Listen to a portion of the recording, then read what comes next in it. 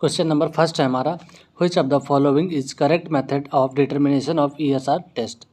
ESR परीक्षण के निर्धारण की निम्नलिखित में से कौन सी विधि सही है। यानी कि ईएसआर का परीक्षण जो है कौन से मेथड से परफॉर्म किया जाता है। आपके ऑप्शंस हैं western green method, GOD POD method, HPLC method या फिर डैम मेथड। तो इसका राइट आंसर हो जाएगा दोस्तों ऑप्शन नंबर ए, western green method. Western green method से जो है ईएसआर का परीक्षण करते हैं, यानी कि डिटर्मिनेशन करते हैं।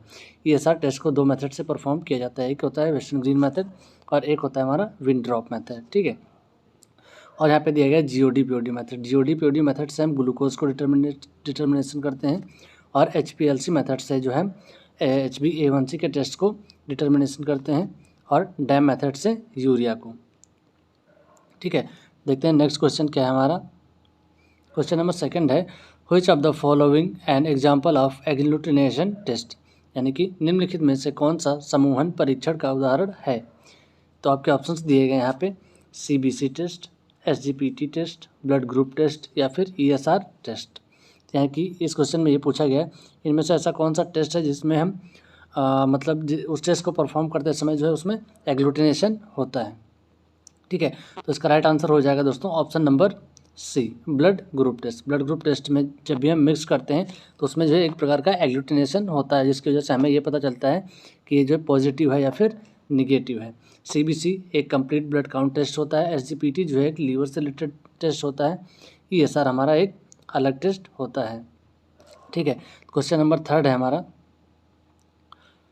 The person having fasting condition then its urine detects higher amount of. यानी कि यदि कोई व्यक्ति उपवास की स्थिति में है तो उसके मूत्र में डैश की उच्च मात्रा पाई जाती है। यानी कि अगर कोई व्यक्ति फास्टिंग में है तो उसमें जो है यूरिन में सबसे ज़्यादा किस चीज़ की मात्रा पाई जाएगी। तो आपके ऑप्शंस हैं एमिनो एसिड, ग्लूकोज, कीटोन या फिर फैट। तो इसका राइट आंसर हो जाएगा दोस्तों ऑप्शन नंबर ए, एमिनो एसिड। नेक्स्ट क्वेश्चन है हमारा, father of antiseptic surgery is. Antiseptic surgery के जनक हैं, यानी कि एंटीसेप्टिक सर्जरी के जनक किसे कहा जाता है। तो आपके ऑप्शंस हैं Louis Pasteur, Robert Koch, Leeuwenhoek या फिर लिस्चर।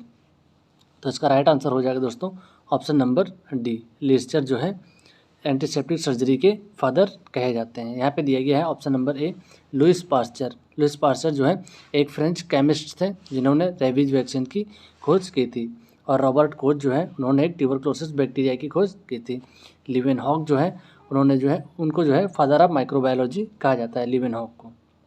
क्वेश्चन नंबर 5 है हमारा, identify the gland that releasing melatonin hormone in our body. हमारे शरीर में मेलाटोनिन हार्मोन स्रावित करने वाली ग्रंथि की पहचान करें। यानी कि ऐसी कौन सी ग्लैंड है जिसके द्वारा जो है मेलाटोनिन हार्मोन जो है रिलीज होता है। तो आपके ऑप्शंस दिए गए यहाँ पे thyroid gland, liver, pineal gland या फिर एड्रीनल ग्लैंड। तो इसका राइट आंसर हो जाएगा दोस्तों option number C, pineal gland. Pineal gland से जो है हमारा मेलाटोनिन नाम का हार्मोन जो है स्रावित होता है। यहाँ पे दिया गया है थायराइड ग्लैंड। थायराइड ग्लैंड से हमारा T3, T4 और कैल्सिटोनिन नामक हार्मोन्स जो है रिलीज होते हैं। और लीवर जो कि इंटरनल जो है हमारी सबसे बड़ी ग्लैंड कौन सी होती है, लीवर। तो उससे जो है हमारा एक IGF हार्मोन होता है वो रिलीज होता है, और थ्रोम्बोपोएटिन नाम का एक प्रोटीन होता है वो रिलीज होता है। ठीक है, यहाँ पे जो दिया गया पीनियल ग्लैंड, पीनियल ग्लैंड से हमारा मेलाटोनिन हार्मोन जो है रिलीज होता है, और एड्रिनल ग्लैंड से कॉर्टिसोल, डेहा या फिर एल्डोस्टेरोन नामक जो है हार्मोन्स स्रावित होते हैं। ठीक है, क्वेश्चन नंबर 6 है हमारा, what is the leucopoiesis. Leucopoiesis क्या है। ठीक है, तो यहाँ पे आपके ऑप्शंस दिए गए हैं, the synthesis of WBCs, increase production of WBCs, generating white blood sales या फिर नॉन ऑफ द एबोव। तो ल्यूकोपोएसिस क्या होता है। तो इसका राइट आंसर हो जाएगा दोस्तों option number C, generating white blood cells. यानी कि जब भी हमारी बॉडी में नई WBCs जनरेट होती हैं तो उसको हम क्या बोलते हैं, ल्यूकोपोएसिस। ठीक है, यहाँ पे दिया गया है synthesis of WBCs। Synthesis of WBCs किसको बोलते हैं, हिमेटोपोएसिस को। हिमेटोपोएसिस को क्या बोलते हैं, सिंथेसिस ऑफ WBCs। यहाँ पे दिया गया है increase production of WBCs। Increase production of WBCs is leukocytosis. अगर हमारी बॉडी में WBCs की मात्रा ज़्यादा हो जाती है तो उसको क्या बोलते हैं, एक प्रकार से अगर बहुत ज़्यादा इंक्रीज़ हो रहा है तो उसको धीरे धीरे ल्यूकेमिया बोला जाता है, ठीक है, ल्यूकेमिया कहा जाता है। अगर नॉर्मल मात्रा से ज़्यादा, थोड़ा ज़्यादा है तो उसको हम क्या बोलते हैं, ल्यूकोसाइटोसिस। क्वेश्चन नंबर 7 है हमारा, dash isoenzyme is elevated during myocardial infection. Myocardial संक्रमण के दौरान आइसोएंजाइम बढ़ जाता है, यानी कि यहाँ पे जो भी टेस्ट दिए गए हैं वो एक प्रकार के एंजाइम हैं। तो माइकोकार्डियल इन्फेक्शन के दौरान जो है कौन सा एंजाइम की मात्रा जो है बढ़ जाती है। आपके ऑप्शंस हैं एमाइलेज, G6PD, LDH या फिर CKMB। तो इसका राइट आंसर हो जाएगा दोस्तों ऑप्शन नंबर डी, CKMB, जो कि एक प्रकार का कार्डियक मार्कर भी कहा जाता है, ठीक है। तो ये जो है मायोकार्डियल इन्फेक्शन के दौरान जो है इसका वैल्यू बहुत ज़्यादा बढ़ जाता है। अब बात करते हैं, यहाँ पे दिया गया है एमाइलेज। एमाइलेज जो होता है हमारा वो पैनक्रिएटिक इशू के दौरान या फिर डाइजेशन प्रॉब्लम के दौरान जो है इसका वैल्यू बहुत ज़्यादा हाई हो जाता है हमारी बॉडी में। और G6PD जो दिया गया है, G6PD जो होता है हमारा वो मेटाबॉलिक डिसऑर्डर या फिर वायरल इन्फेक्शन होता है, तो उस कंडीशंस में इसकी वैल्यूज़ बहुत ज़्यादा हाई हो जाती है हमारी बॉडी में। और LDH दिया गया है, LDH यानी कि ये भी जो एक प्रकार का एंजाइम होता है जो कि लीवर द्वारा स्रावित होता है। तो ये लीवर डिसऑर्डर या फिर एनीमिया, हार्ट अटैक के चांसेस रहते हैं, तो उस कंडीशंस में जो है LDH की वैल्यू बहुत ज़्यादा बढ़ जाती है हमारे शरीर में। क्वेश्चन नंबर 8 है हमारा, the first line of defence of our body. हमारे शरीर की पहली सुरक्षा पंक्ति है, यानी कि जब भी हमारी बॉडी में किसी भी प्रकार का वायरल इन्फेक्शन होता है या फिर किसी भी प्रकार का डिसीज़, कोई भी फॉरेन बैक्टीरिया या फिर वायरस जो हमारी बॉडी के अंदर एंटर करता है, तो उससे जो है हमें कौन से सेल्स जो है बचाते हैं, ठीक है। तो यहाँ पे दिया गया है आपका ऑप्शन से T&B लिम्फोसाइट, न्यूट्रोफिल, मोनोसाइट या फिर बेसोफिल। तो इसका राइट आंसर हो जाएगा दोस्तों ऑप्शन नंबर ए, T&B लिम्फोसाइट्स, जो कि हमारी बॉडी में पहली सुरक्षा पंक्ति होती हैं, ठीक है। वैसे तो हमारी बॉडी में 5 टाइप्स के WBCs पाए जाते हैं, न्यूट्रोफिल, मोनोसाइट, बेसोफिल और लिम्फोसाइट और ईओसिनोफिल्स, ठीक है। बढ़ते हैं क्वेश्चन नंबर 9 की तरफ। क्वेश्चन नंबर 9 है हमारा, the common antiseptic the destroy HIV and HBV। HIV और HBV को नष्ट करने वाला सामान्य एंटीसेप्टिक है, यानी कि इनमें से कौन सा है जो कि लेबोरेटरीज में ज़्यादा यूज़ किया जाता है HIV एंड HBV को रोकने के लिए। आपके ऑप्शंस हैं लाइसोल, 1% हाइड्रोक्लोराइड या फिर 1% हाइपोक्लोराइड या फिर option number B and C। तो इसका राइट आंसर हो जाएगा दोस्तों ऑप्शन नंबर C, 1% हाइपोक्लोराइड, ठीक है। 1% हाइपोक्लोराइड जो है HIV और HBV को नष्ट करने के लिए सामान्य तौर पे यूज़ किए जाते हैं लेबोरेटरीज में। क्वेश्चन नंबर 10 है हमारा, what type of water should be used in autoclave. Autoclave में किस प्रकार के पानी का इस्तेमाल किया जाना चाहिए या फिर किया जाता है। आपके ऑप्शंस हैं distilled water, tap water, salt water या फिर मिनरल वाटर। तो इसका राइट आंसर हो जाएगा दोस्तों option number B, tap water. Tap water जो है ऑटोक्लेव में इस्तेमाल किया जाता है ज़्यादातर। क्वेश्चन नंबर 11 है हमारा, leukocyte responsible for response to parasitic and allergic infection. परजीवी और एलर्जी संक्रमण की प्रतिक्रिया के लिए जिम्मेदार ल्यूकोसाइट्स हैं। इसमें ये पूछा गया है पैरासाइटिक एंड एलर्जिक इन्फेक्शन में जो है कौन सी WBCs रिस्पॉन्सिबल होती है। वैसे तो हमारी बॉडी में 5 टाइप्स के WBCs पाए जाते हैं, न्यूट्रोफिल, लिम्फोसाइट, बेसोफिल, ईओसिनोफिल और मोनोसाइट, ठीक है। तो जितनी भी हमारी सेल्स होती हैं अलग अलग तरह की, उनका सबका अलग अलग वर्क होता है, ठीक है। तो यहाँ पे आपके ऑप्शंस दिए गए हैं न्यूट्रोफिल, ईओसिनोफिल, लिम्फोसाइट या फिर बेसोफिल। तो इसमें ये पूछा गया है कि पैरासाइटिक एंड एलर्जिक इन्फेक्शन के लिए कौन सी ल्यूकोसाइट जिम्मेदार होती है। तो इसका राइट आंसर हो जाएगा दोस्तों ऑप्शन नंबर B, ईओसिनोफिल्स, ठीक है। ईओसिनोफिल जो होता है वो हमारा पैरासाइटिक एंड एलर्जिक इन्फेक्शन के लिए जिम्मेदार होता है। क्वेश्चन नंबर 12 है हमारा, the distraction of erythrocytes to release haemoglobin is called. Haemoglobin मुक्त करने के लिए एरिथ्रोसाइट्स के विनाश को कहा जाता है, यानी कि इस क्वेश्चन में ये पूछा गया है हीमोग्लोबिन मुक्त करने के लिए एरिथ्रोसाइट्स यानी कि RBCs के विनाश को क्या कहा जाता है जब भी हीमोग्लोबिन को मुक्त करती हैं। तो आपके ऑप्शंस हैं हीमोरेज, हीमोलाइसिस, होमेस्टेसिस या फिर हाइपोक्सिया। तो तो इसका राइट आंसर हो जाएगा दोस्तों option number B, haemolysis. Haemolysis बोला जाता है हीमोग्लोबिन मुक्त करने। नंबर 13 है हमारा, which one of the following blood cells play an important role in blood clotting.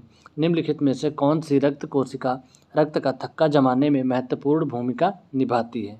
आपके ऑप्शंस हैं थ्रोम्बोसाइट्स, न्यूट्रोफिल्स, ल्यूकोसाइट्स या फिर इरेथ्रोसाइट्स।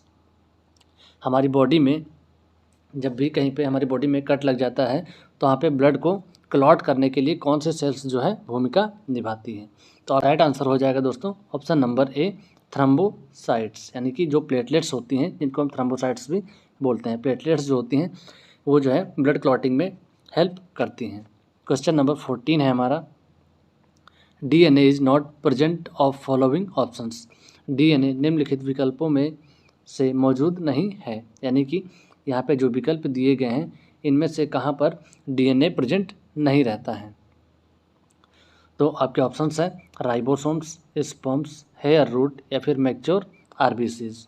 तो इसका राइट आंसर हो जाएगा दोस्तों ऑप्शन नंबर ए, राइबोसोम्स। राइबोसोम्स में जो है DNA नहीं पाया जाता है। क्वेश्चन नंबर 15 है हमारा, HDL is synthesised and secreted from. HDL का संश्लेषण एवं स्रावण होता है, यानी कि HDL जो है हमारा एक प्रकार का लिपिड होता है, ठीक है। तो इसमें ये पूछा गया है वो उसका स्रावण कहाँ से होता है। आपके ऑप्शंस हैं पैनक्रियाज, लीवर, किडनी या फिर मसल्स। तो इसका राइट आंसर हो जाएगा दोस्तों option number B, liver. Question number 16 है हमारा, which reagent is stored under water.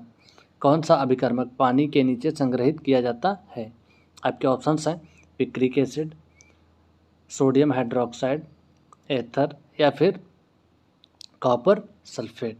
तो इसका राइट आंसर हो जाएगा दोस्तों option number B, NaOH। Sodium hydroxide को जो हम पानी के नीचे संग्रहित करते हैं। क्वेश्चन नंबर 17 है हमारा, round bacteria which grow in clusters called. Goal bacteria जो समूह में बढ़ते हैं उन्हें क्या कहा जाता है। आपके ऑप्शंस हैं स्ट्रेप्टोकोकाई, स्टेफाइलोकोकाई, डिप्लोकोकाई या फिर बैसिलोकोकाई। तो इसका राइट आंसर हो जाएगा दोस्तों option number B, staphylococci. Staphylococci जो बैक्टीरिया होते हैं वो गोल बैक्टीरिया होते हैं जो समूह में बढ़ते हैं, उनको क्या बोलते हैं, स्टेफाइलोकोकाई। क्वेश्चन नंबर 18 है हमारा, mycobacterium leprae is also known as. Mycobacterium leprae को अन्य नामों से भी जाना जाता है, यानी कि यहाँ पे जो भी डिसीज़ के नाम दिए गए हैं उसको हम और किस नाम से जानते हैं। आपके ऑप्शंस हैं Hansen disease, dengue disease, malaria disease या फिर नन। तो इसका राइट आंसर हो जाएगा दोस्तों option number A, Hansen's disease. Mycobacterium leprae को क्या बोलते हैं, हैंसन डिसीज़, ठीक है। डेंगू और मलेरिया एक अलग से डिसीज़ होते हैं। क्वेश्चन नंबर 19 है हमारा, the function of plasma albumin और। प्लाज्मा एल्बुमिन के कार्य हैं, यानी कि प्लाज्मा और एल्बुमिन के क्या कार्य होते हैं। आपके ऑप्शंस हैं ऑस्मोसिस, ट्रांसपोर्ट, इम्यूनिटी या फिर बोथ ए एंड बी। तो इसका राइट आंसर हो जाएगा दोस्तों option number D, both A and B. Osmosis और ट्रांसपोर्टेशन दोनों का कार्य करते हैं प्लाज्मा और एल्बुमिन। क्वेश्चन नंबर 20 है हमारा, to which test will not be performed on a grossly haemolysed specimen. कौन सा परीक्षण स्थूल रूप से हेमोलाइज्ड नमूने पर नहीं किया जाता है। यहाँ पे जो भी टेस्ट के नाम दिए गए हैं उनमें से कौन सा ऐसा टेस्ट है जो हेमोलाइड सैंपल से नहीं लगाया जा सकता है। तो आपके ऑप्शंस हैं LDH, CK या फिर पोटेशियम या फिर नन। तो हेमोलाइड सैंपल से कोई भी टेस्ट नहीं लगाए जाते हैं, तो इसका राइट आंसर होगा option number D, none. Haemolysed sample से कोई भी टेस्ट परफॉर्म नहीं किए जा सकते हैं क्योंकि उसमें जो है RBCs हमारे रैप्चर हो जाते हैं, जिसकी वजह से उसके रिजल्ट्स में बहुत ज़्यादा वेरिएशंस आने लगते हैं। क्वेश्चन नंबर 21 है हमारा, which is part of large intestine. बड़ी आंत का कौन सा भाग है। यहाँ पे आपके ऑप्शंस दिए गए हैं सिक्कम, जेजुनम, डिडनम या फिर इलियम। तो इसका राइट आंसर हो जाएगा दोस्तों option number A, Sikkim. Sikkim जो है हमारा वो लार्ज इंटेस्टाइन का पार्ट है, ठीक है। बाकी इसमें जो भी ऑप्शंस दिए गए हैं ड्यूडेनम, जिजनम, इलियम, ये जो हमारे स्मॉल इंटेस्टाइन के पार्ट होते हैं। क्वेश्चन नंबर 22 है हमारा, the protein present in here is, बालों में मौजूद प्रोटीन है, यानी कि हमारे बालों में कौन सा प्रोटीन पाया जाता है। तो आपके ऑप्शंस हैं यहाँ पे केराटिन, इलास्टिन, या फिर मायोसिन, या फिर ट्रोपोकोलेजन। तो इसका राइट आंसर हो जाएगा दोस्तों ऑप्शन नंबर ए, केराटिन। केराटिन नाम का प्रोटीन जो होता है वो हमारे बालों में पाया जाता है। सेकंड यहाँ पे दिया गया है इलास्टिन, ये भी जो है एक प्रकार का प्रोटीन होता है जो कि हमारे स्किन, लंग्स, लीवर और हार्ट में पाया जाता है। और यहाँ पे दिया गया है एक प्रकार का मायोसिन प्रोटीन। मायोसिन प्रोटीन जो होता है वो हमारा मसल्स में पाया जाता है। ट्रोपोकोलेजिन नाम का प्रोटीन जो होता है वो हमारे कनेक्टिव टिश्यूज़ में पाया जाता है, जैसे बोन्स, टेंडन्स, या फिर स्केलेटल हो गया, ठीक है, उन सब में क्या पाया जाता है, ट्रोपोकोलेजिन नाम का प्रोटीन पाया जाता है। क्वेश्चन नंबर 23 है हमारा, a simple protein found in the nucleoproteins of the serum is, शुक्राणु के न्यूक्लियो प्रोटीन में पाया जाने वाला एक सरल प्रोटीन है, ठीक है। तो यहाँ पे आपके ऑप्शंस दिए गए हैं प्रोलामाइन, या फिर प्रोटामाइन, या फिर ग्लूटिन, या फिर ग्लोबुलिन। तो इसका राइट आंसर हो जाएगा दोस्तों option number B, protamine. Protamine नाम का जो प्रोटीन होता है वो शुक्राणु के न्यूक्लियो प्रोटीन में पाया जाता है, ठीक है। और यहाँ पे ऑप्शंस दिए गए हैं प्रोलामाइन। प्रोलामाइन जो होता है वो हमारे सीड्स यानी कि ग्रेन्स में पाया जाता है, अनाज में पाया जाने वाला प्रोटीन होता है ये, ठीक है। ग्लूटिन जो होता है वो भी जो है ग्रेन्स में पाया जाता है, यानी कि ग्लूटिन जो प्रोटीन होता है वो अधिकतर ज़्यादातर सभी ग्रेन्स में पाया जाता है, सभी अनाज में पाया जाता है। और ग्लोबुलिन प्रोटीन जो होता है वो हमारे ब्लड और प्लाज्मा में पाया जाता है, ठीक है। बढ़ते हैं क्वेश्चन नंबर 24 की तरफ। क्वेश्चन नंबर 24 है हमारा, black water fever is associated with the infection of, काला पानी बुखार किसके संक्रमण से संबंधित है। यहाँ पे आपके ऑप्शंस दिए गए हैं P vivax, P falciparum, P ovale, या फिर पी मलेरियाई। तो यहाँ पे जो है काला पानी बुखार किसके संक्रमण से होता है, तो इसका राइट आंसर हो जाएगा दोस्तों ऑप्शन नंबर बी, पी पैल्सीफेरम, यानी कि प्लाज्मोडियम पैल्सीफेरम। मलेरिया वैसे जो हमारा 4 टाइप्स का होता है, यहाँ पे चारों प्रकार दिए गए हैं, ठीक है। Plasmodium vivax, Plasmodium falciparum, Plasmodium ovale, Plasmodium malariae, ठीक है। तो ये हमारे 4 टाइप्स के मलेरिया होते हैं। लेकिन यहाँ पे पूछा गया काला पानी बुखार किसके संक्रमण से होता है, वो होता है हमारा प्लाज्मोडियम पैल्सीफेरम के इन्फेक्शन से होता है, संक्रमण से, ठीक है। तो इसका राइट आंसर होगा option number B, Plasmodium falciparum. Question number 25 है हमारा, which of the following test detect syphilis, निम्नलिखित में से कौन सा परीक्षण सिफिलिस का पता लगाता है। तो इस वीडियो का ये लास्ट क्वेश्चन है, तो इसका आंसर जो है आप लोगों को जो है हमें कमेंट करके बताना है कि सिफिलिस का पता लगाने के लिए कौन सा टेस्ट परफॉर्म किया जाता है।